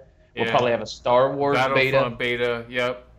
It was a fun game though. Yeah, that game was. I was impressed, really and even fun. meeting the devs and having the discussions with them, just about like how involved they are in the game and how what they see it as is very refreshing. Rather than seeing like somebody just trying to cash in. These people really love the game that they're making, and they're putting a lot of effort into it, and it shows. On top of that, the game has a price tag of $30. Yeah. And that blew me away because I was like, oh, so you're going to charge 60, right? And they're like, no, we're charging 30. I was like, right, you're not trying to gouge the player. Really awesome. That's a thumbs up from me. I felt like the game was definitely worth the $30 from what I've played. Then I want to mention another one. Uncharted DLC, just throwing it out there. I'll play it. Lost Legacy. It's a must play. It's not a DLC. It's a standalone. Right. Yeah, it's going to be a full standalone title. But it's a DLC standalone title. They're charging $40 for it. It's a spin-off, but it's like a full game. It's just not having multiplayer, which is why it isn't 60. So I'm cool with that. Yeah, I'm cool with that too, because they said it's a feature-length campaign, so probably be as long as Uncharted. Really? Yeah. Yeah. Supposedly, if you got Uncharted 4 Deluxe Edition, you get the Lost Legacy for free. That's one thing. Because it was supposed to be DLC. Right. They changed it about halfway through, and I think this is kind of why they've pushed back Last of Us. They started working on how big they can make that game. Yeah, I don't know. That was the big upset for me. No news about The Last of Us 2. I was really sad. Yeah. No Red Dead Redemption 2, right? That wasn't that was the two that were missing, for big games, I think. There's a few big name games that were just kind of like, not here. Right. Well, I can tell you some of the ones that were on my list that made me a little interested in E3 this year. Oh wait, Spider-Man. Joe Mike did say, there's another thing that really blew me away is they're also doing no paid DLC for Lawbreakers. Right, Yeah, that's and kind of what Battlefront. Star Wars is doing. Now, in Star Wars Battlefront, the main actress, she got on stage and was introducing Star Wars and stuff in the multiplayer. She'd mentioned everything is free, like DLC is free, but then somebody came in and said, no, it's just season 1 is free. I'm like, what? No, I thought it was the whole DLC content was free. Can you guys clarify that? I don't know. I don't know. I don't want to be I'm under the impression that everything is I thought free. it was all free. Yeah. I thought my interpretation was all DLCs are included. That's what I thought. Yeah, but they did say know. seasons, which I was like, I don't get the seasons thing, but okay. As long as it's free, I don't care what you call it, right? Right. Premium, preferred membership, whatever you call it. Yeah. Maybe like Siege. They've done like 2 seasons of DLC. Just keep the maps and the community together. That's right. true. Exactly. So yeah, that's what they're doing with Lawbreakers. Okay, cool. Yeah. Sorry, Mambo. The games that got my attention, of course, Spider-Man, because it's Warner Brothers crossover from the way they did. Me and Echo both played Batman, and open world Batman was phenomenal. I'm sure that's going to kind of have that same kind of feel of running up buildings and flying up high. It's almost breathtaking at a moment. Sometimes when you do it, it's a different developer, not Rocksteady, but Insomniac Games is making it, and they are phenomenal. Right. And I loved Shadows of Mordor, and I think some of the same content producers are working with Spider-Man, so I'm really excited for what they're going to do with Spider-Man. Of course, Anthem, God of War, Shadows of War, PUBG on console. I play PUBG on PC right now, and I'm addicted to it. As simple as it is, I'm totally addicted to it, especially with the changes they got coming. Fortnite, what Flack said, I think for streaming, the Fortnite will be phenomenal because it gets your community involved with building things and defending. Like you defend other people's attacking your forts, so it can almost be competitive in a way. Go ahead. I was just laughing. That's funny. Yeah, and the last one that kind of was off radar, and I don't know if anybody in the stream has seen it, the trailer for it, Hunt, the Showdown. If you guys haven't seen Hunt, the Showdown, it's kind of like PUBG / Gothic / Survive, kind of like a battleground, kind of like a Players Unknown, but with a swampy Gothic environment, 5v5 with AI, and you got to hunt, and then you become the hunted, kind of like Battlefield 4 did with that game mode where everybody gets the object and tries to deliver it, then you're the hunted. It's kind of It that reminded same. me a lot of what is it? Like the Evolve, was it called Evolve? Where you're the big Evolve, monster yes, thing? yes. Yeah, but that game failed miserably. Yeah, because miserably. they came out the woodworks and said, "Oh, we're doing comp. We're just gonna be comp. Trust me, it's gonna be comp," and it wasn't comp. Right. Right. And that's one of the other things. Like, what was it? There's another game, Metro. I never played any of the Metro games. The Metro that games are game good. looked Super good. fun. Worth playing. You get them both for like $10 remastered on the PS4. I'd recommend it. Yeah. Really? Okay. Maybe you should do that before you decide to buy Metro Exodus. Maybe. It just looked good. Yeah, it looked really good. Same kind of The thing. books You got to are good get the too, heck out. If Yeah. you want something good to read. Really. Okay, sweet. Yeah. All right, so that's a few games that really perked my interest as far as what came out of E3. Of course, you guys all know about the Xbox One X that they mentioned, but there's really no exclusives on the Xbox side besides Forza that really blew me away. Forza looked amazing with the water drops on the windshields and whatnot. The driving mechanics look great. But as far as, I don't know, I know, Flak, you play on Xbox.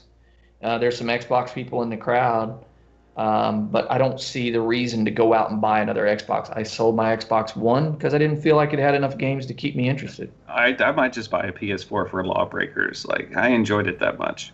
Really? Yeah. Wow. It was I'm gonna have to good. go look. I recommend you go straight to the Pro, Flag. The Last of Us 2. If you haven't played the first one. Yeah. Since you're not a that's- PlayStation guy. that's- You can go That's the back other and reason. play some really It's good. worth the PlayStation just for that game. Even Uncharted 4. I think The Last of Us was better, but Uncharted's good too. Oh yeah. The last was better, but Yeah. Uncharted 4 was Yeah, it was great. good. Yeah, the production value is like, wow. So wait, what about- but will anybody here be getting the Xbox One X? It seems crazy, and for those of you guys watching too, is we're all console players. That's what makes this podcast very unique, in my opinion. That console perspective. I have both Xbox and PS4. Will you guys be getting the Xbox One X? Type I X might. in the chat. Type X I in the might. chat if you're going to get an Xbox. For One. me, it depends on what exclusives they have, and Right. how much how much extra performance the Xbox really has. Because I was looking at it like maybe games will run at a higher frame rate. That to me it would be worth buying it. And then Destiny 2 was like, no, even on the Xbox One X, it's still going to be capped at 30 FPS. And Call of Duty was like, no, there's no improvements. Battlefield's gonna be like, there's no improvements. So to me, I don't want to shell out the money and buy it unless there's going to be like significant improvements to games. And so far, there's no real improvement over the PlayStation, and they have no exclusives. I'm kind of amazed how many people actually typed X. You know, that's pretty interesting. It's a hefty price tag in my opinion. 500. Yeah. Yeah. Yeah. And we don't know, is the power brick the size of the console? You know what I mean? The Probably. What Xbox is notorious to is to give you a brick that looks like a brick. And where are you going to put that in your entertainment system? Actually, they gave you 2 bricks. One of them is called Connect. That's why, you know, when you say that, I actually was so disgusted by that Connect thing. They force you to get a Connect. Yeah. And it's then later they released the Xbox One S. Oh, there's no Connect. I'm like, that's messed up. I had to buy that crap. Do you know what's interesting? I bought my Xbox One S, you know, and it doesn't come with Connect. And I went in the store. I was just trying to get like, hey, can I get the Xbox camera? It's like, oh no, it's called Connect. I was like, can I just get a camera? Do I have to do the whole Connect thing? Like, yeah. I'm like, all right, fine, I'll buy it. And then I was like, you guys have one? It's like, oh, we only have used, right? This is GameStop. I'm like, all right, fine, I'll get it used. It's like whatever. $10. $30, no. The man told me $85. What? I was like, for no. a used Connect? Heck no. Reasonably sure you What? could just find someone with an Xbox and be like, They'll just hey, give I've it got to you. $5. And they're like, no. I'll You can pay have you it. $5 to take this. Right. Oh, it blew my mind. I was like at the mall, like, I was like, baby, get in the car. We're leaving. That's it. Yeah, I don't know if it justifies getting the Xbox One X for $100 more. If it doesn't, they should have dropped like 10 games exclusive to the Xbox One X. Well, And then not only that, then you could justify, say, they okay, need to these show are the that games it's that they're offering. gonna have performance, like actual performance over the current Xbox S or the PS4 Pro. And so far, the games are running the same on the current Xbox and the PS4 Pro. It's like, you say it's so much more powerful, which it probably is, but are games really going to take advantage of that? And is it going to be worth upgrading? They're not going to go above and beyond, but it's the comparison that I give to people who would talk about, like, I have the Pro. I went from PS4 to Pro. I still have 2 PS4s and the Pro. It just plays everything better. Like, you know how you play your games and then they drop in frames and stuff like that? You just don't get that so often on PS4 Pro. I mean, occasionally, but very rare. Is that worth it to most people to shell out $500, you know? Right. $500 is a lot, man. Yeah. Especially if they really haven't invested in a 4K monitor yet. Yeah, and do they have a 4K screen? That's the other big question. You probably got a 1080p. At that point, no. But if you got a 4K TV that costs, I don't know, $2,000 because, you know, you got money to blow and you want to be on a cutting edge, at that point, $500 for a box that will do 4K at 60 frames per second, why not? There's probably less 4K content out there right now than you can get with PS4 Pro and Xbox One X. Like, what are you gonna do if you buy a $2,000 TV right now? What 4K are you watching if like Cablevision is not even like 4K? There's so little 4K content out there. Gaming is at the forefront of it. It's interesting. Right. I don't know. I'm interested to see where it goes because it could take off. I mean, who knows? It could be really successful for Xbox, but the way it currently sits, I just don't see it being like a massive success. I think it's gonna fill a nice niche within, like, you know, people who love Xbox and they want to have the best of the best. Of course, it's gonna sell, but I don't think it's gonna be massive. I mean, I like Xbox as much as the next person, but I have to look at it and say, yeah, this doesn't do that much for me right now. You know, maybe in a couple years it'll be like, oh, okay, you know, devs have started to embrace the technology and actually develop for it, that kind of thing. But out of the gate, no. But it's a double-edged sword, you know what I mean? It's like when your console isn't selling the most, then that means the developers look at the sales numbers of the console and be like, well, maybe I don't want to put the game out on this console first. Maybe I want to focus on the game, you know, on this console. And it's kind of like one of those things. But even though, you know, we're in that weird time where this Pro and this X are technically just the better, beefier versions of what we have on this console generations, Xbox One and PS4. So it's kind of like they'll still be developed down here. They'll just be upped for the rest.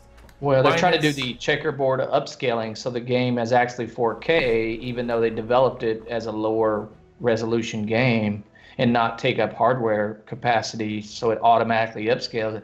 It does make a difference. I noticed a big difference playing on the Pro and Battlefield 1.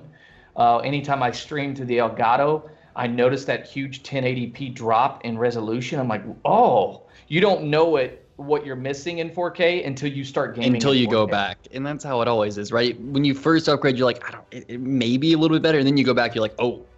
Yeah, right. Like, it's like going from back 144 and play hertz one of your to favorite 60. games back on your last. You don't gen, notice like, it until you go back. This game was so epic. Now, why does it suck? Yeah. You put that nostalgia on things. We were at a capture event. We were sitting next to Ascent Daz, and he was like trying to talk to the DICE guys, like, hey, can you do something? Because we were going through an Elgato, so it was, these are PC people, right? So they're playing to 60 frames per second. Me and Flack are looking like, hey, no problem, man. I'm playing, I'm shooting people. And he's like, yo, this just feels wrong. You know, this is something, this just looks bizarre. And then they helped him out to do some shadow play or something, I don't remember. You know, but basically he got his 144 hertz on his monitor, and he was just like, yeah, this is better. You know, it's just like, you can't go back. It's weird.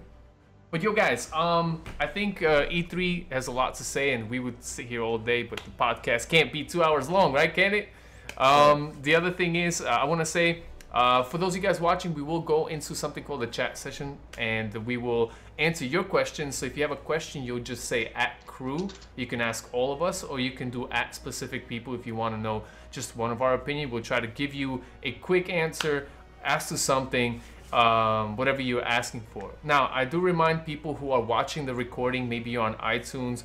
If you are on iTunes, don't forget to rate us. Give us a 5-star or a 4. All right, no less, please.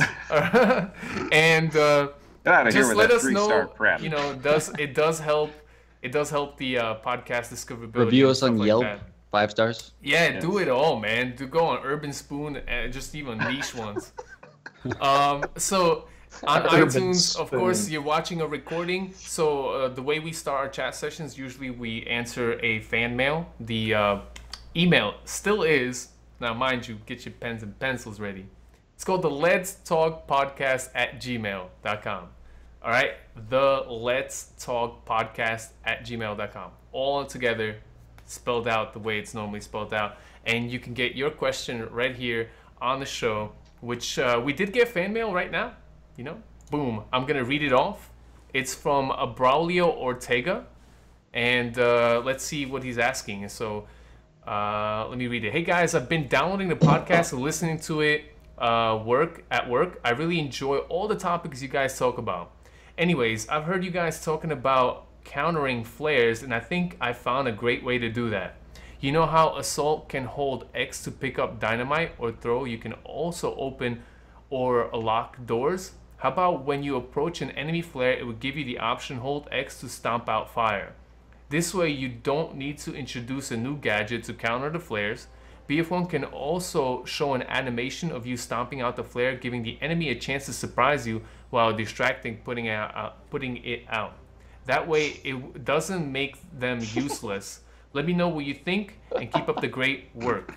What do you guys think of Braulio and his interesting take on flare is kind of OP and a way to take it out?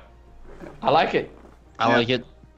I think It's something I tried to do something the other day. I was on a field gun and somebody put a flare out in front of the field gun, and I was wondering, if I create a crater, will that go away, or could it just be destroyed that way? And it's like just nothing destroys it.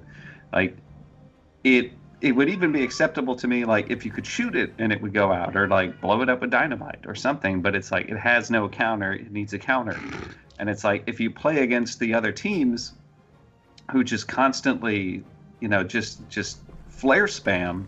Yeah. Literally, I mean, there's some players out there who will do that, and I'm not complaining about them because they're playing for what their class is supposed to do. But it's like there's just no way to counter them. And if you're playing against a team that's got some serious, good snipers on there who are using the flares, like it's pretty terrible in terms of trying to play against those people. So they got to do something. I think it's brilliant. I think it's a great idea, and then there's also that downside of you stomping on it. Takes a few seconds, and you might get shot. But you did your part, and you try to take it out. It promotes teamwork. Yeah, I think it also makes it so that the snipers are more aware of how they're using this flare. Sometimes they'll just throw their flare because they know it can't be destroyed, and they'll throw it really, really far from them because whatever, right? But now it'll be more like I'll throw a flare in this open ground just so I can see the surroundings. And now if someone tries to go stomp it out, I can pick them off. That's actually a pretty cool aspect of it, where you could then use flares as bait, which gives you like an even I like deeper that idea too. Yo, there's a lot to like about this idea. Yeah, I really think you got something going on there. Braulio. Yep. Thanks for we got a question. We got a question in chat. Oh, what's the question? Frag Tams asked crew, are any of you guys going to Guardian Con 2017? I am. Is that? What is that? No. What is that? I'm also in the boat of what is that? But now I know that it's Destiny related. It's a Destiny charity event. They raise a bunch of money for a children's hospital. Are you really going? Is he? Yeah. Oh, that's awesome. Awesome. In Tampa, Florida, in a couple weeks. Mambo, does that mean you're going? I'm not going. I don't play Destiny. It's right in his backyard, though. Come on, man. Just go there for the giggles. All right. No.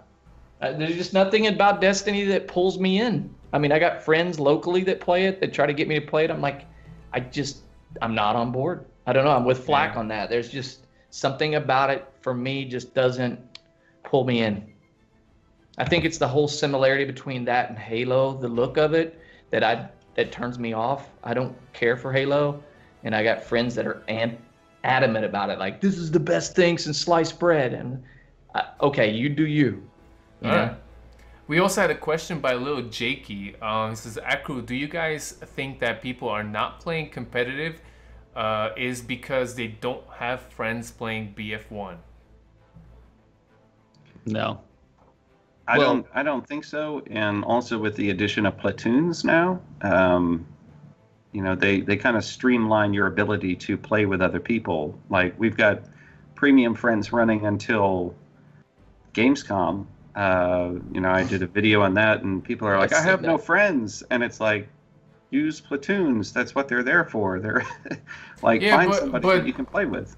Little Jakey does have a point. I mean, if you ever try to play one of those hyper competitive games, when you try to solo queue, it kind of blows.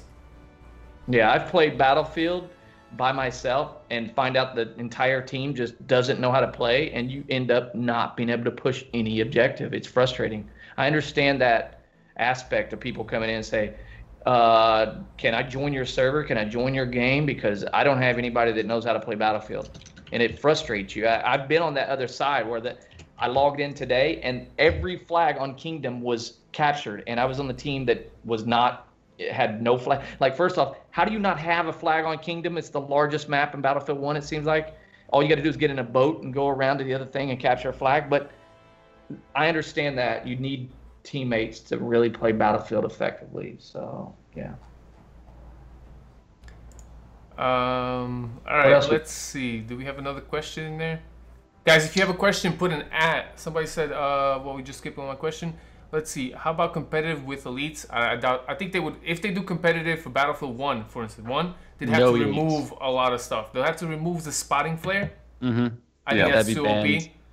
They would ban a bunch of things if they go in that route. Yeah. But if you guys are throwing questions, please put @crew or @cast, and we will try to answer them. Or we got Frag says, crew, will you ever do an IRL stream? It's my fault. I don't see why not. Yeah, I don't see why not either. Maybe one day. Maybe one day this podcast will be so big, we'll be on PAX, we'll have our own panel. And you guys. Yeah, there you go. Dream big. Dream big. Dream big, right? You guys will come see us at PAX. We got question. Read our reviews on Urban Spoon. Urban Spoon. We're gonna be at the local restaurant giving our opinions on their food. We got @Echo Limits. What do you guys think of night maps? I like it. It's cool. I can't wait. I can't wait to play them. I did not touch CTE at all. Wow. On Novell Nights, it's kind of nice because they did darken it from the CTE version, and I think in the second version on the CTE, they added these flare rockets that you can launch that brighten the battlefield for like 20 seconds or so.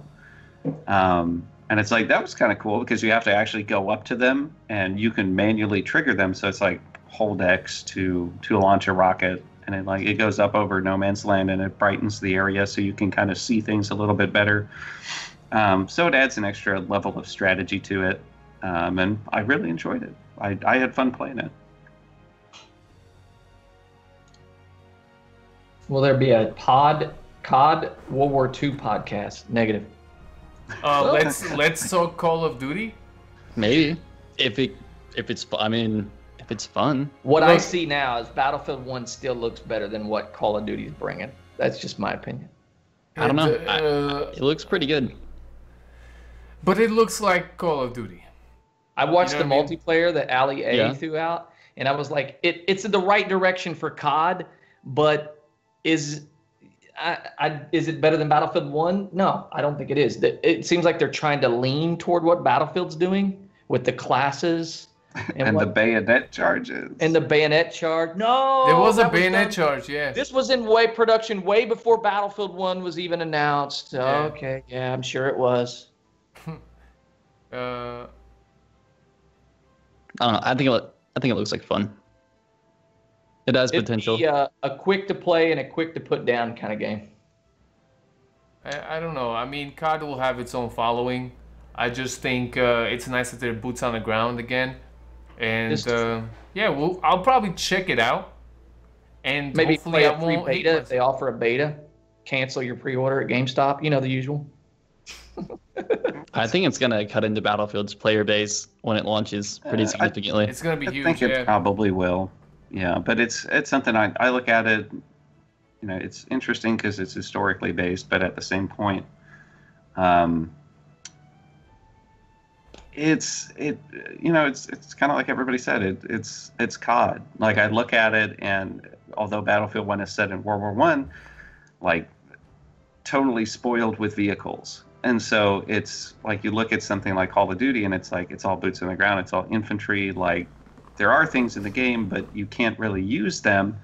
It's hard for me because I look at it. It's like I want to use that. I want to go in and like use the AA gun that's on that map, or like I want to go in and use that airplane or this or that. But it's just like no, you can't. That's just a kill streak, or no, that's just something that you can look at on the map. You know, but at the same point, like one of the main reasons that I moved away from COD was that everything just kind of became too complicated and over the top. And so the fact that it is simpler is kind of like a double-edged sword. Like it makes it more appealing, and at the same time, I'm like, oh, but I'm used to this other stuff. So I'm not totally ruling it out. I probably will get it because it's set in World War II, and I find that time period interesting. But yeah, I think it'll be a polarizing game, but not something that we probably do a podcast over. Well, us probably not, but you know, maybe there will be a podcast out there that will do it. You know, I'm sure most of us will check the game out just to see what it's like. Because I remember liking some Call of Duties. You know, Modern Warfare 2 was great, but you know, then to me, the reason I kind of stopped with the Call of Duty, even though I've always been more of a Battlefield fan, even when Modern Warfare 2 came out, I still played Bad Company more than the other one. But I remember enjoying it. But then they came out with other Call of Duties where it started rewarding the bad player. You know, death streaks instead of kill streaks. Don't even get me started. And I just feel like, why don't you just ask the player to get good? You know, like get better. You know, I don't know. Instead You of might like, offend hey, somebody. I don't know. you just died 4 times. You know what? Next time you die, there's gonna be a big bomb that's gonna kill everybody around them. You know, and it's like, all right, you know, martyrdom and then last stand. Like, hey, next time you die because you just died 5 times in a row, you'll get last stand, but it'll be like epic last stand, and you'll get a machine gun, and you know, dead man's hand, crawl around with a suicide vest. I don't even know. You know, just there was a bunch. see, and Right. just things like that, just kind of like, I don't even like the kill streak thing because you know, talk about a good player getting even better. You know, Oh, I love that. that. That I don't know. kind of rubbed me the wrong way when it came to Star Wars Battlefront 2, because you know the Oh, you good kidding player me? will I get a love lot that. of points, and that means the good player will always just have heroes, and then he's just gonna get better. I think that's better than having it be random pickup. Because then at least people are encouraged to do well instead of just camping where the hero spawn pops up and then they get it. Yeah, but let's Or just the face it, vehicle some spawn. people are just not good. Well, then they need to get good. Imagine. I don't am know. not for rewarding bad players at all. In fact, I think they should punish bad players and reward the good players. Yeah, but here's the thing. The problem is there's no counter in Battlefront 2. I played 1 round of Star Wars Battlefront 2. That's all I played. Maybe Flack, you played more. I played 1 round, and I quickly realized when you run into a hero, you just run away. Because there's no counter to killing a hero. They're just so OP. And at least we talked about this last podcast, and I was listening to Who's other things missing the bayonet charge now? Yeah, right. There's no there, at least in Battlefield, there's a counter to elites. You can kill them with 1 melee. Through the back I or was bayonet looking charge. through Star Wars Battlefront 2 gameplay, and it looks like the rockets and stuff take them down pretty quickly. Like 2 or 3 people with the rockets almost instantly drop a hero. So it's going to take more than 1 person, but it can be done very quickly. They just have to work together. Yeah, but that's the thing. You're asking for people online to work together. You know, I don't see it happening. I don't see it happening, and the problem is like if I'll run into a hero, I'm going the other way. I'm be like, that's on you guys. You go get him. My KD is important to me. Yeah. Good luck, everyone. That just kind of, you know, that's a little. They need to figure things out now. Mind you, I heard from X Factor in his video. And Flack, if you played Star Wars Battlefront, maybe you can confirm it. I don't know what you can and cannot talk about. Flack, X Factor went and said that the build that was on there was a little rigged. He said that it was designed so you could not lose until the throne room. And he said that it was designed that people get more points than they should. So therefore, every time a hero died, somebody was there with enough points to spawn in as the next hero. So no matter how many times I killed, Ray, was it? She was back. She was back all the time. And it was just like everywhere I went was Ray. I was like, oh my god, I can't. I don't know about the whole not losing until the throne room thing, but I would say the latter bit probably was true, that they really ramped up the rewards for the heroes and things, just because they knew that people wanted to get that footage. Right, and it's I like, guess I gotta film Boba Fett, that kind of thing. Like, right. That's what I would say was going on. And it broke the balance of the game when I played it, you know? And then, so I don't want to judge Battlefront on that, but I foresee some issues if they're not properly balanced and figured out. Battlefront is going to suffer for the long-term player. I still have fun playing it. Call of Duty's had stuff like that forever, and it definitely hasn't been hurting for players. Except the newest one, but that was because it sucked. But like the older ones did fine, and they've always had kill streaks and stuff. Got a bad review on Urban Spoon. Right. Yeah, but Call of Duty doesn't have that, like... Does Call of Duty have that, like, that one guy you can spawn in and be like... they've had Juggernaut and all kinds of stuff like that. But Juggernaut, you stay in there forever? Until you die. Really? Yeah. I don't play.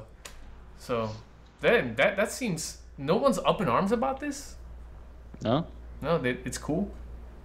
I mean, it was like that in the original Battlefront, wasn't it? Like, you spawned as a hero class, or you were able to be one, and you just stayed that till you died, and that was it. I don't think there should be health regen for the hero characters or health pickups. I think you should. There isn't health regen for heroes. Yeah, and I like that.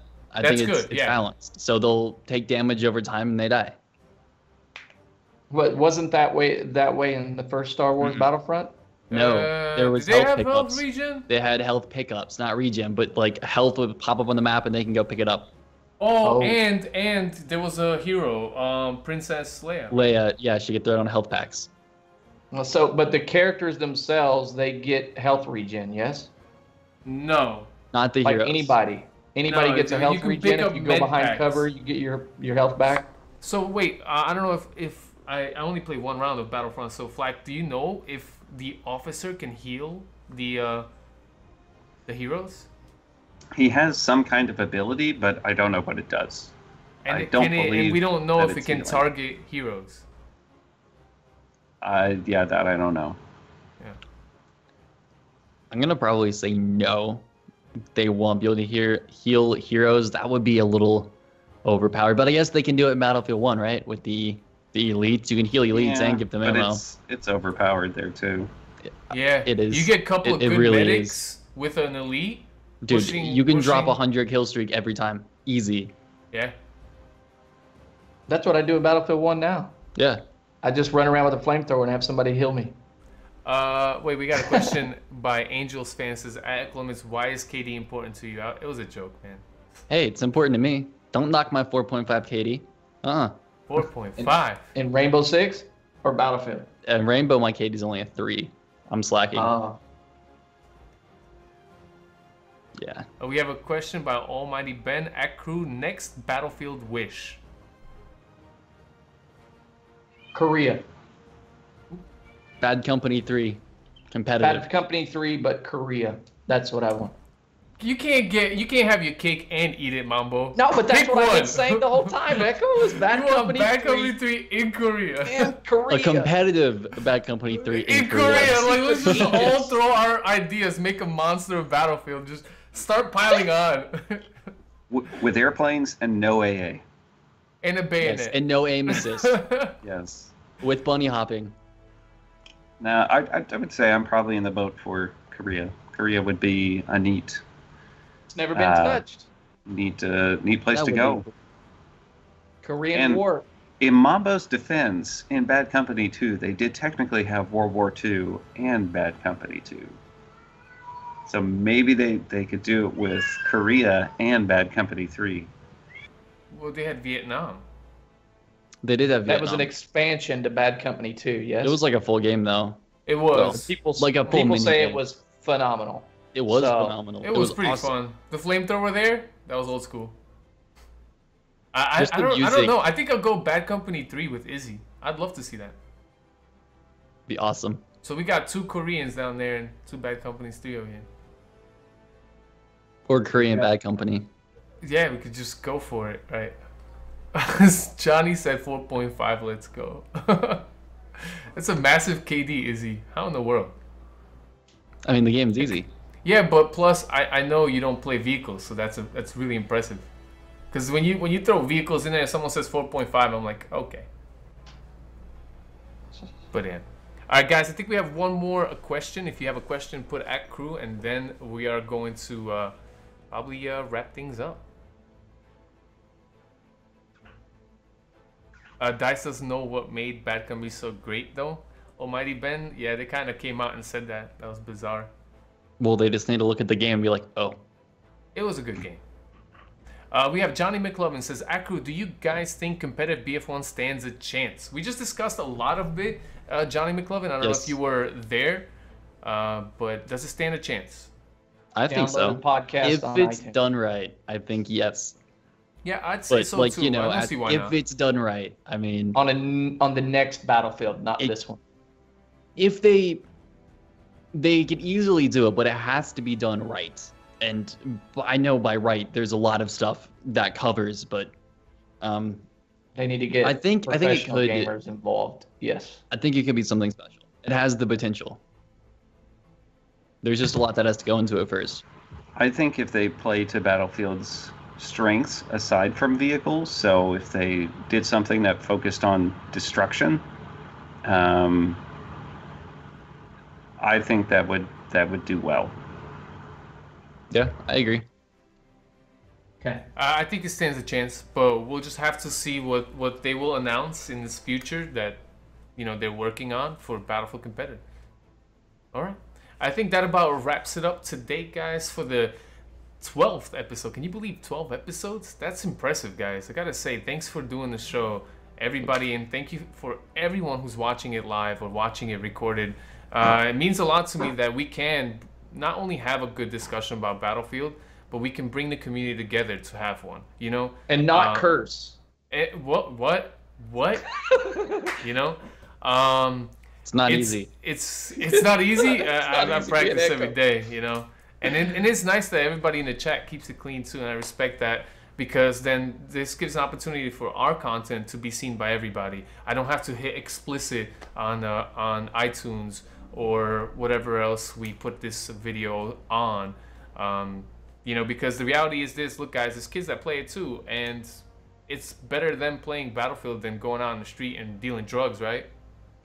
That's like a. Hey, you gotta sometimes go to the extreme. All right, so for those of you guys watching the recording, I'd like to remind you, if you have a question, you have a suggestion for our podcast, how do we can make it better, or a question that we haven't had the time to address, or you have an interesting solution, like well, we got to give my man a shout out, Braulio. What a great idea for the flares, you know, putting them out with your feet, but it takes like a while. Seems really cool, and hopefully Dice will take a look at that one day if they hear about it. Send it over to the Let's Talk Podcast at gmail.com, and we will read it off before we start our chats and answer it. Have a discussion about it. For those of you guys watching live, we will be back again in 2 weeks' time recording, and between these 2 weeks, there's probably going to be a new DLC out, right? With a patch. That's almost guaranteed. They did say there would be a patch a month. We haven't gotten that one yet. So exciting time for Battlefield, as always, really is. Thank you all for watching. Thumbs up from me, and we'll see you guys in 2 weeks' time. If I can find the button to transition. Later, guys.